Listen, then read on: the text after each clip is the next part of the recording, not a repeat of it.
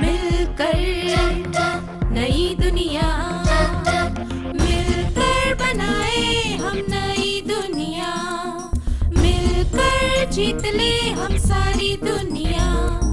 बीच हमें आज खोने दो, रोज उसे थोड़ा बढ़ने दो, छू लेंगे आकाश हम, मन के विचार हकीकत बने, सिद्धि फल से आनंद देंगे, कोशिश कर बढ़े, सोच बुलंद करे।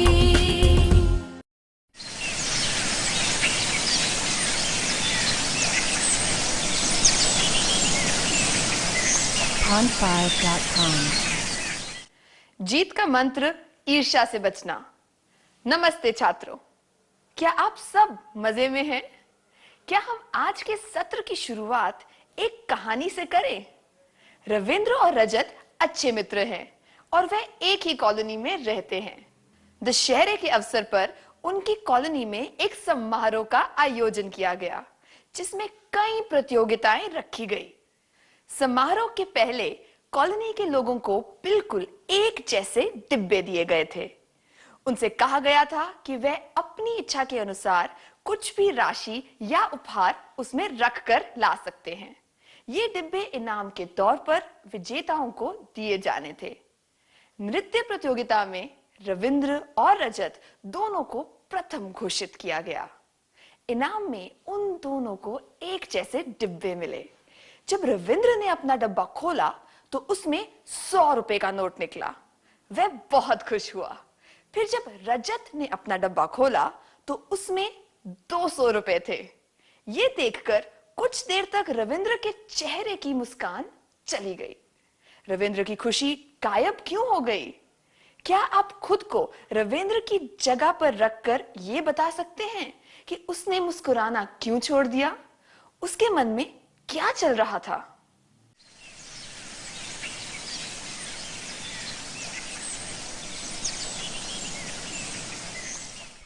धन्यवाद, आपने सही कहा। रविंद्र ने सोचा होगा कि रजत की किस्मत अच्छी है या मेरा नसीब खराब है, या फिर ये तो गलत है, मैं भी प्रथम आया हूं, मुझे कम इनाम क्यों मिला? दूसरे शब्दों में कहा जाए तो उसे ईर्ष्या हो रही थी।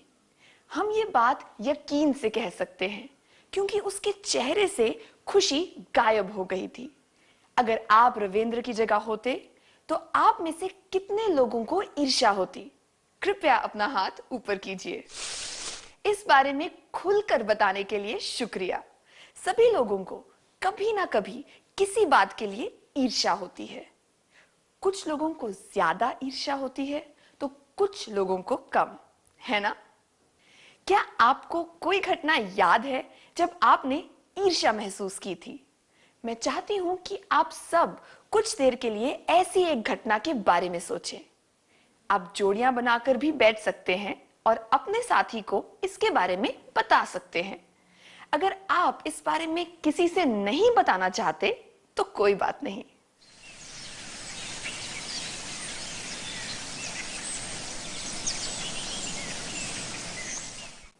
धन्यवाद, आप में से कई लोगों ने इस बारे में बिना हिचकिचाहट के बताया।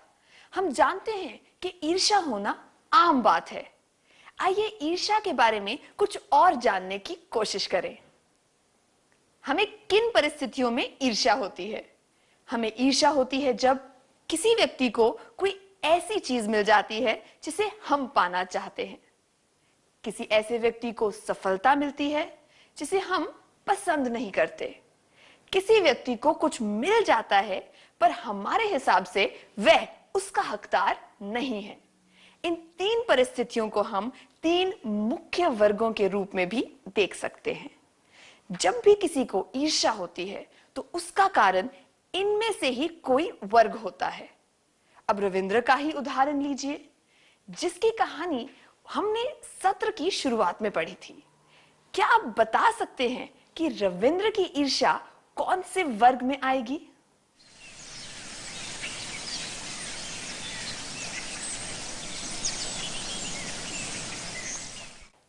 कितने छात्रों को लगता है कि पहला वर्ग था? कृपया अपने हाथ ऊपर कीजिए। किसी व्यक्ति को कोई ऐसी चीज मिल जाती है जिसे हम पाना चाहते थे।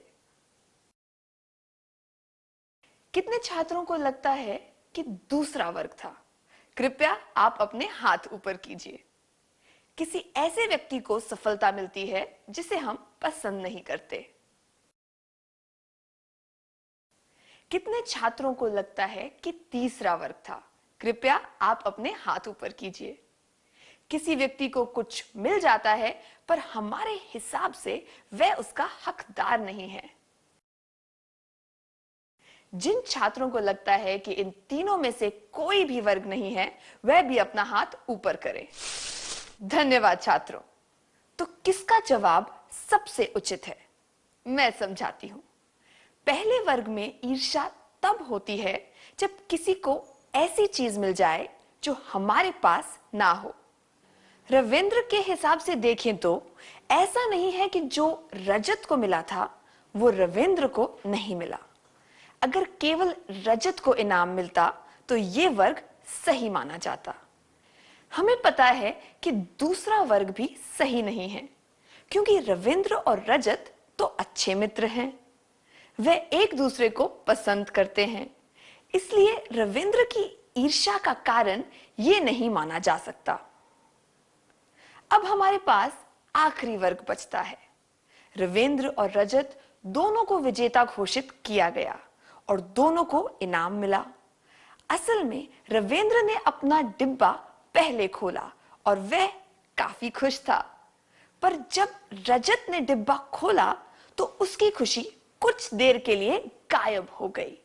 परिस्थिति को ध्यान में रखकर देखा जाए तो बस रजत की किस्मत ज्यादा अच्छी थी। उन दोनों के बीच बाकी सब बातें समान थी, इसलिए रविंद्र को लगा कि रजत ज्यादा इनाम का हकदार नहीं है। इस सोच की वजह से रविंद्र को ईर्ष्या महसूस हुई, है ना? तो हम रविंद्र की ईर्ष्या को तीसरे वर्ग में डाल सकते हैं। क्या अब हम एक गीत गाएं?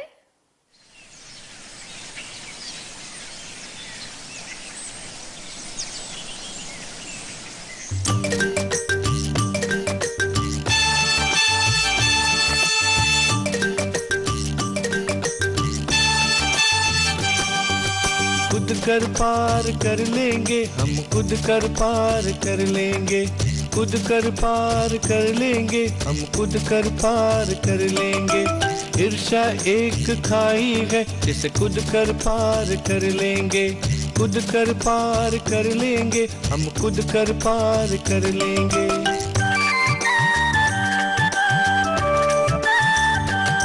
कोई चीज हमें अगर अच्छी लगे, वह चीज अगर दूसरों को मिले, अनचाहे लोग जीत जाए वो योग्य नहीं है किसी तरह। ईर्ष्या एक खाई है जिसे खुद कर पार कर लेंगे, जिसे खुद कर पार कर लेंगे। कोई चीज हमें अगर अच्छी लगे, वह चीज अगर दूसरों को मिले, अनचाहे लोग जीत जाए वो योग्य नहीं है किसी तरह। ईर्ष्या एक खाई है जिसे खुद कर पार कर लेंगे, जिसे खुद कर पार कर लेंगे। वो खुद कर पार कर लेंगे हम, खुद कर पार कर लेंगे, खुद कर पार कर लेंगे हम, खुद कर पार कर लेंगे।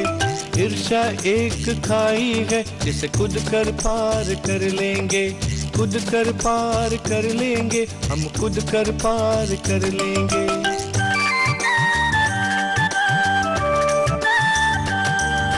दृढ़ विश्वास टूटता है जब, आत्मविश्वास टूटता है जब, साथ स्वजन का छूटता है जब, मन भय हमको निगलता है तब। ईर्ष्या एक खाई है जिसे खुद कर पार कर लेंगे, जिसे खुद कर पार कर लेंगे।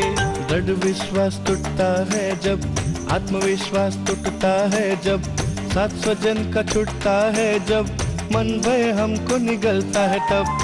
ईर्ष्या एक खाई है जिसे खुद कर पार कर लेंगे, जिसे खुद कर पार कर लेंगे, खुद कर पार कर लेंगे हम, खुद कर पार कर लेंगे, खुद कर पार कर लेंगे हम, खुद कर पार कर लेंगे। ईर्ष्या एक खाई है जिसे कूद कर पार कर लेंगे, कूद कर पार कर लेंगे, हम कूद कर पार कर लेंगे।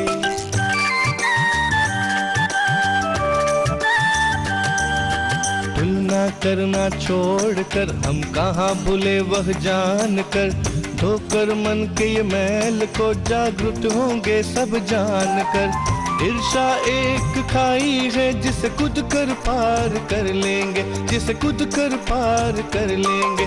तुलना करना छोड़कर हम कहाँ भूले वह जान कर, धोकर मन के ये मैल को जागरूक होंगे सब जान कर। ईर्ष्या एक खाई है जिसे कूद कर पार कर लेंगे, जिसे कूद कर पार कर लेंगे, कूद कर पार कर लेंगे, हम कूद कर पार कर लेंगे, कूद कर पार कर लेंगे, हम कूद कर पार कर लेंगे।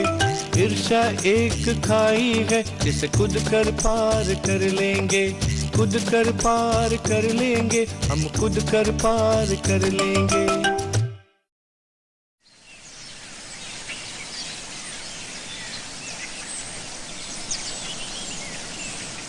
धन्यवाद। हमने देखा कि लोगों को किन परिस्थितियों में ईर्ष्या होती है। किसी भी छोटी या बड़ी बात की वजह से ईर्ष्या हो सकती है, पर हमें ईर्ष्या क्यों होती है? इसका मूल कारण क्या है? क्या हम ये जानने की कोशिश करें? मैं आपको एक परिस्थिति के बारे में बताती हूँ। वसीम और कमल की शिक्षिका ने क्लास में एक समस्या हल करने को दी। दोनों ने वह समस्या हल कर दी। जब शिक्षिका ने पूछा कि क्या कोई बता सकता है कि ये कैसे हल कर सकते हैं, तब कमल ने अपना हाथ ऊपर कर दिया। फिर कमल ने ब्लैक बोर्ड पर समस्या को हल करके दिखाया। शिक्षिका ने कमल की प्रशंसा की। इस बात से वसीम को ईर्ष्या हुई। वसीम ने अपने दोस्त से कहा कि वह कमल से भी बेहतर तरीके से समझा सकता है।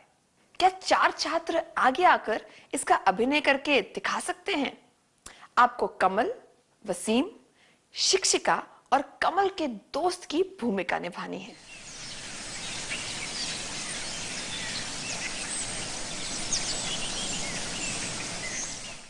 बढ़िया अभिनय किया, धन्यवाद। अगर वसीम चाहता तो वह भी अपना हाथ ऊपर करके समस्या हल करके दिखा सकता था।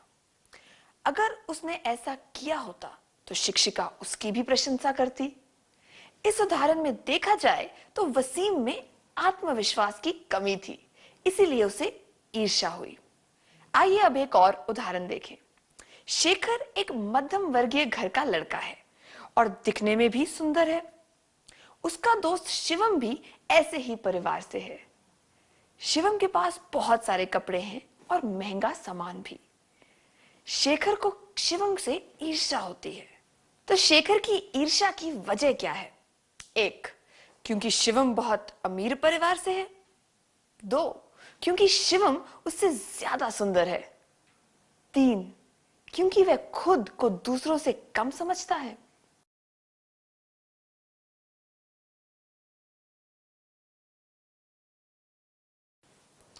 शिवम की दौलत तो कोई वजह नहीं हो सकती, क्योंकि शिवम और शेखर दोनों ही मध्य वर्गीय परिवार से हैं।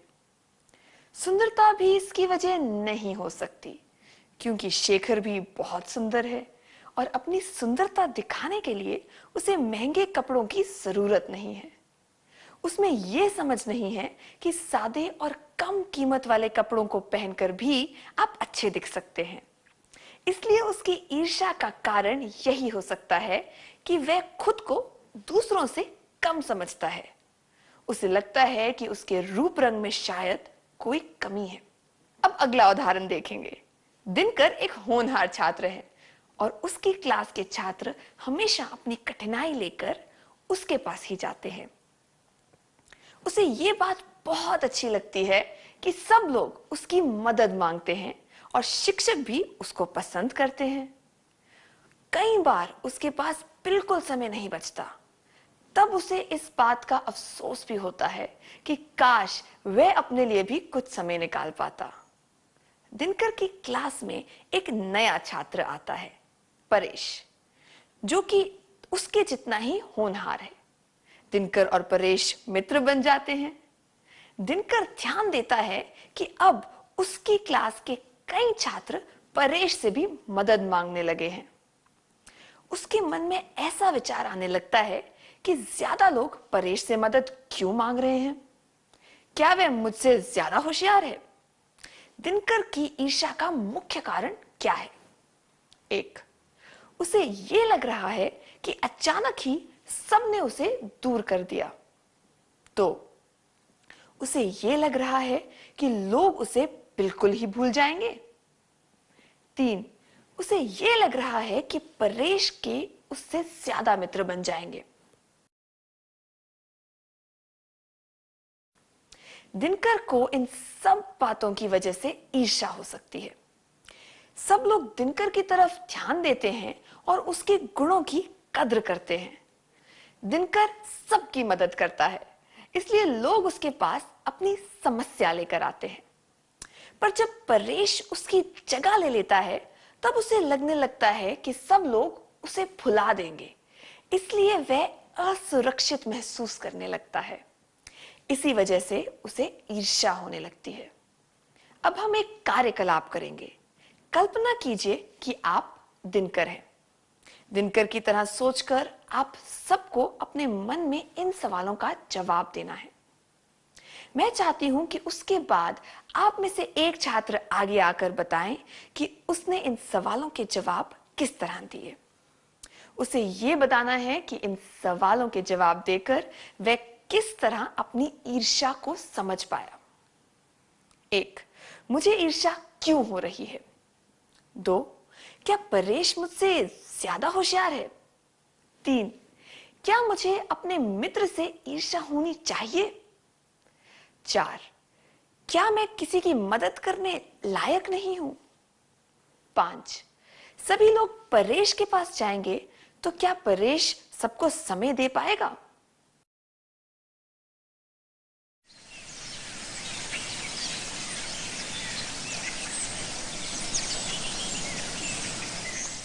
बहुत बढ़िया किया, धन्यवाद। चलिए अब एक और उदाहरण देखते हैं। गरिमा और लैला एक ही क्लास में पढ़ती हैं और दोनों ही पढ़ाई में बहुत अच्छी हैं। जब क्लास में कोई कठिन सवाल पूछा जाता है, तब गरिमा को सारे सही जवाब पता होते हैं, पर लिखित परीक्षा में हमेशा लैला को ज्यादा अंक मिलते हैं।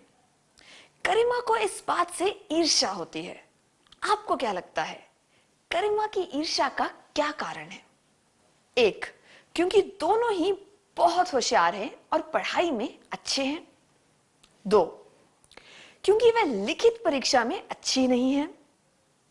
तीन, क्योंकि वह क्लास में सारे जवाब दे पाती है।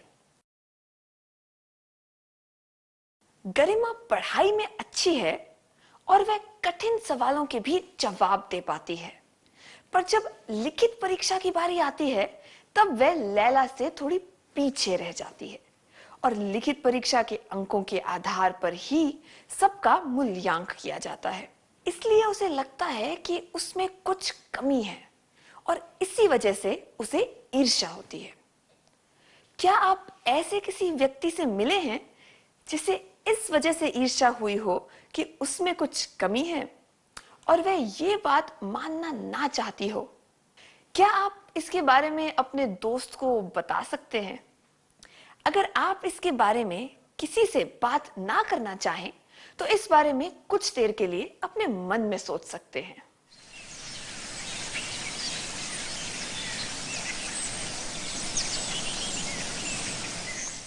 धन्यवाद। अब हम एक और उदाहरण देखेंगे। कुसुम और समीरा पिछले 4 सालों से बहुत अच्छे दोस्त हैं। इस साल उनकी क्लास में एक नई लड़की आई है जिसका नाम है लावण्या। उसका व्यवहार मैत्रीपूर्ण है। कुछ हफ्तों में समीरा और लावण्या अच्छे दोस्त बन गए हैं। समीरा को कुसुम और लावण्या दोनों के साथ रहना अच्छा लगता है।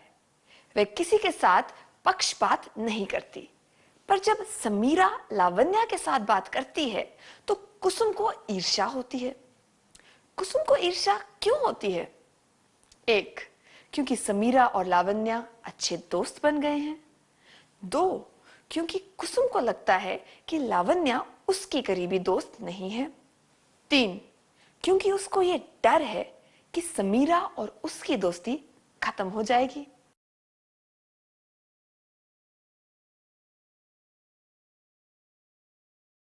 ऐसा नहीं है कि लावण्या कुसुम की करीबी दोस्त नहीं बन सकती। लावण्या का व्यवहार मैत्रीपूर्ण है, इसलिए वह कुसुम की भी अच्छी दोस्त बन सकती है। जब से लावण्या आई है, तब से समीरा के व्यवहार में कोई बदलाव नहीं आया। समीरा तो दोनों के साथ अच्छा व्यवहार रखती है। उसके लिए एक दोस्ती दूसरे से बढ़कर नहीं है। पर कुसुम के मन में यह डर है कि उसकी और समीरा की दोस्ती खत्म हो जाएगी।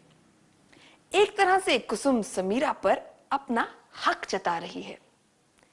इसी वजह से उसे ईर्ष्या हो रही है। 1, समीरा और लावण्या अच्छे दोस्त बन गए हैं, इसीलिए उसे ईर्ष्या हो रही है। 2, कुसुम को लगता है कि लावण्या उसकी करीबी दोस्त नहीं है, इसीलिए उसे ईर्ष्या हो रही है। 3, उसे यह डर है कि समीरा और उसकी दोस्ती खत्म हो जाएगी, इसीलिए उसे ईर्ष्या हो रही है।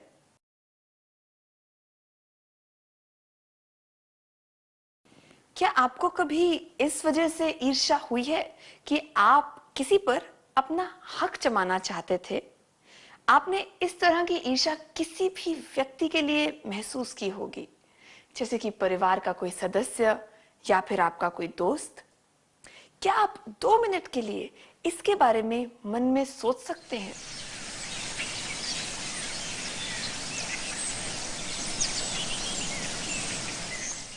क्या इस बारे में सोचकर आप अपनी ईर्ष्या को अच्छी तरह समझ पाए हैं? मुझे यकीन है कि अब आप ईर्ष्या की भावना को दूर करने का प्रयास करेंगे। इसके लिए शुभकामनाएं। इन उदाहरणों से हमने जाना कि ईर्ष्या के मुख्य कारण क्या होते हैं।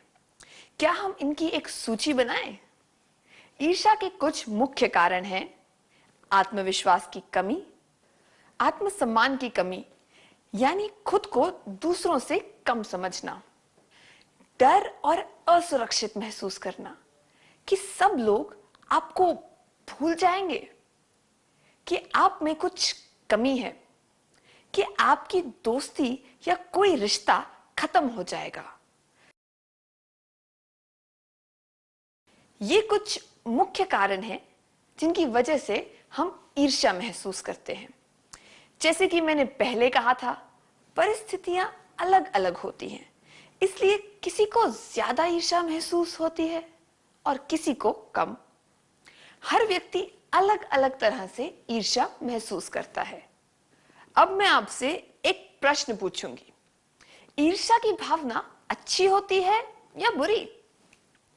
जब ईर्ष्या की वजह से आप कोई सकारात्मक कदम उठाते हैं या अच्छा काम करते हैं तो ईर्ष्या अच्छी होती है। जब ईर्ष्या की वजह से आपको बुरे विचार आते हैं और आप कोई नकारात्मक काम करते हैं तो ईर्ष्या बुरी होती है। आइए फिर से कहें, जब ईर्ष्या की वजह से आप कोई सकारात्मक कदम उठाते हैं या अच्छा काम करते हैं तो ईर्ष्या अच्छी होती है। जब ईर्ष्या की वजह से आपको बुरे विचार आते हैं और आप कोई नकारात्मक काम करते हैं तो ईर्ष्या बुरी होती है। क्या आपको कभी किसी से ईर्ष्या हुई है क्योंकि वह पढ़ाई में आपसे अच्छी है? क्या ईर्ष्या की वजह से आपने कोई सकारात्मक काम किया है? कृपया इस बारे में सोचकर अपने अनुभव दूसरों को बताएं।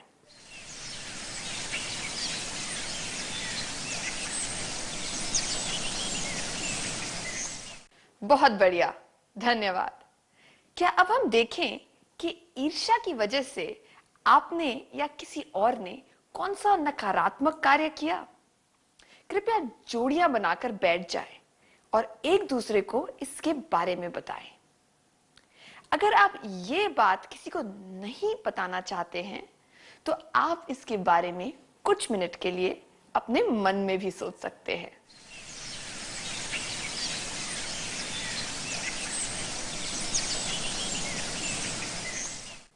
उन सब छात्रों को धन्यवाद जिन्होंने खुलकर एक दूसरे को अपने अनुभव बताए। आइए अब हम फिर से ईर्ष्या की भावना पर ध्यान देते हैं। हम जो पाना चाहते हैं और हमारे पास जो है, जब इन दोनों के बीच बहुत अंतर होता है तो ईर्ष्या पैदा होती है। जब हम सकारात्मक तरीके से इस अंतर को मिटा देते हैं तो चिंता की कोई बात नहीं रहती। हम इसे अच्छी ईर्ष्या का नाम भी दे सकते हैं। समस्या तब खड़ी होती है जब हमारे मन में नकारात्मक विचार आते हैं और हम हानिकारक तरीके अपनाते हैं। हम ये जानते हैं कि मन में ईर्ष्यालु विचार और भावनाएं आना आम बात है। आइए एक उदाहरण लेकर इसके बारे में बात करते हैं। फिरोज के नए जूते बहुत अच्छे दिखते हैं। काश मेरे पास भी ऐसे जूते होते। इन वाक्यों में थोड़ी बहुत ईर्ष्या नजर आती है। अगर हम सोचें कि अभी मेरे पास इतने अच्छे जूते खरीदने के पैसे नहीं हैं, मुझे अपनी जेब खर्च से कुछ पैसे बचाने चाहिए, तो इसमें कोई परेशानी की बात नहीं है। ये विचार अहानिकारक है क्योंकि जिस व्यक्ति को ईर्ष्या हुई है वह सकारात्मक तरीके से कुछ पाना चाहता है। पर जब ईर्ष्या की वजह से मन में नकारात्मक विचार आए, जैसे कि उसके जूते छुपाना, चुराना या उसे खराब कर देना, तो ये बहुत बुरी बात और हानिकारक होगा। क्या हम देखें कि ईर्ष्या के नकारात्मक परिणाम क्या हो सकते हैं? ये पता करने के लिए आपको एक कार्यकलाप करना है। इस तालिका में कुछ शब्दों को छुपा दिया गया है। इन शब्दों को ऊपर से नीचे, दाएं से बाएं या फिर तिरछा करके लिखा गया है। आपको इन शब्दों को ढूंढकर पहचानना है।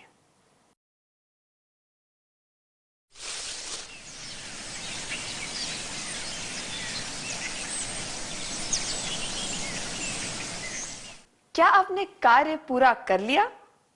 आइए इनमें से कुछ चीजों के बारे में चर्चा करें। शारीरिक हिंसा या फिर लड़ाई झगड़ा, हानिकारक भावनाएं जैसे कि गुस्सा, अविश्वास, घृणा, उदासीनता, खुद को बेकार समझना इत्यादि। रिश्तों के बीच तनाव। आइए सबसे पहले हिंसा और लड़ाई झगड़े के बारे में बात करें। ये तो हर व्यक्ति के व्यक्तित्व पर निर्भर करता है कि उसे कितनी ईर्ष्या महसूस होगी और उसका परिणाम क्या होगा। पर आमतौर पे कुछ लोग ईर्ष्या की वजह से हिंसक काम करते हैं, जैसे कि तोड़फोड़ करना, दूसरों के बारे में गलत बातें करके उनका काम बिगाड़ देते हैं, दूसरे की बुराई करते हैं। अब भावनाओं की बात करते हैं। कभी कभी ईर्ष्या की वजह से हानिकारक भावनाएं भी आने लगती हैं, जैसे कि गुस्सा, अविश्वास और घृणा। जब मन में इस तरह की हानिकारक भावनाएं हों, तो क्या कोई सकारात्मक रिश्ता बनाया जा सकता है? बिल्कुल भी नहीं। ईर्ष्या का एक और हानिकारक परिणाम है रिश्तों में तनाव या रिश्ते खत्म होना। गलत विचारों की वजह से गलत काम होते हैं। इसमें गलत आदतें बनती हैं और इस वजह से गलत काम होने लगते हैं। इसका सार ये है कि ये एक अटूट चक्र बन जाता है, जिसमें एक गलती की वजह से दूसरी गलतियां हो जाती हैं और हम उस चक्र में पूरी तरह फंस जाते हैं। क्या इस चक्र से बाहर निकला जा सकता है? हाँ, क्यों नहीं? अपनी ईर्ष्या पर काबू पाकर हम इससे बाहर निकल सकते हैं। क्या हम ईर्ष्या को काबू करने के लिए कुछ तरीकों के बारे में जानें? आइए हम कुसुम, समीरा और लावण्या के उदाहरण के बारे में फिर से चर्चा करें। इस उदाहरण से हम ईर्ष्या से बचने के तरीकों को बेहतर रूप में समझ पाएंगे। अगर कुसुम अपनी तुलना लावण्या से नहीं करती तो उसे ईर्ष्या नहीं होती, है ना? उसी तरह अगर कुसुम ने यह समझने की कोशिश की होती कि समीरा और लावण्या इतने करीबी दोस्त कैसे बन गए, तो उसे ईर्ष्या नहीं होती। वह ये भी समझ पाती कि लावण्या से दोस्ती होने के बावजूद उसकी और समीरा की दोस्ती में कोई फर्क नहीं आया है। अगर कुसुम अपने मन में कड़वाहट नहीं लाती तो उसे ईर्ष्या नहीं होती। अगर कुसुम भी लावण्या की अच्छी दोस्त बन जाती तो उसे ईर्ष्या नहीं होती। इस तरह के सकारात्मक तरीके अपनाकर वह अपनी दोस्ती के रिश्ते को संभाल सकती थी। इसलिए ईर्ष्या को दूर रखने के लिए हमें तुलना नहीं करनी चाहिए, उचित तरीके से सोचना चाहिए, मन में कड़वाहट नहीं लानी चाहिए, सकारात्मक तरीके अपनाने चाहिए। सबसे पहले तुलना से कैसे बचें? हमें यह याद रखना चाहिए कि कोई भी दो व्यक्ति एक जैसे नहीं होते। जो गुण हम में हैं, वो शायद दूसरे व्यक्ति में ना हो। इसीलिए तुलना करने से कुछ भी हासिल नहीं होता। ईर्ष्या से बचने का एक और तरीका है, दूसरे व्यक्ति में जो गुण ना हो वो गुण खुद में ढूंढना चाहिए। ऐसा करने से आप अच्छा महसूस करेंगे। उचित तरीके से सोचना। अगर किसी के पास कोई चीज है जो हमारे पास नहीं है, तो हमें इसके बारे में अलग ढंग से सोचना चाहिए। आज उसने कुछ हासिल किया है तो कल आपको भी कुछ जरूर मिलेगा। सबकी बारी आती है। ऐसे सोच रखने से संतोष मिलता है। हम सकारात्मक तरीके कैसे अपना सकते हैं? सबसे पहले हमें ईर्ष्या का कारण पहचानना चाहिए। उदाहरण के लिए आपको किसी व्यक्ति से ईर्ष्या है क्योंकि वह अच्छा गाता है। इस ईर्ष्या को आप सकारात्मक तरीके से काम में ले सकते हैं। उसके अच्छे गायन से ईर्ष्या होने के कारण आप भी अपने गायन के कौशल को सुधार सकते हैं। हम कई तरीकों से अपनी ईर्ष्या को सकारात्मक रूप दे सकते हैं, जैसे कि दूसरों के कौशल को देखकर हम अपने छुपे गुणों को पहचान सकते हैं, अपने गुणों को बेहतर बनाने की कोशिश कर सकते हैं। इन तरीकों को अपनाकर हम और गुणवान बन पाएंगे और इससे हमारा आत्मविश्वास बढ़ेगा। आत्मविश्वास बढ़ने से हमें दूसरों से ईर्ष्या नहीं होगी। हम दूसरों के गुणों को सराहना सीखेंगे और अपने गुणों पर ज्यादा ध्यान दे पाएंगे। अभी हमने ईर्ष्या से बचने के तरीकों के बारे में जाना।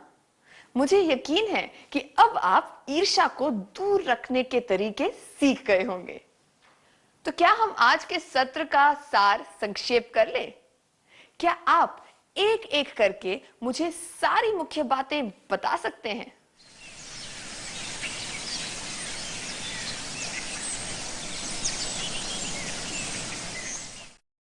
ईर्ष्या एक आम भावना है और सभी लोग इसे महसूस करते हैं।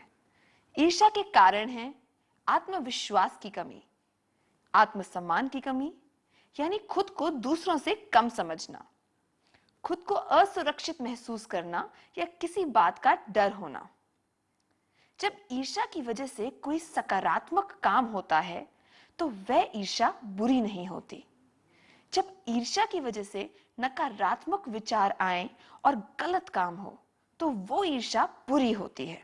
ईर्ष्या को दूर रखने के लिए हम समझदारी से काम ले सकते हैं और सकारात्मक तरीके अपना सकते हैं।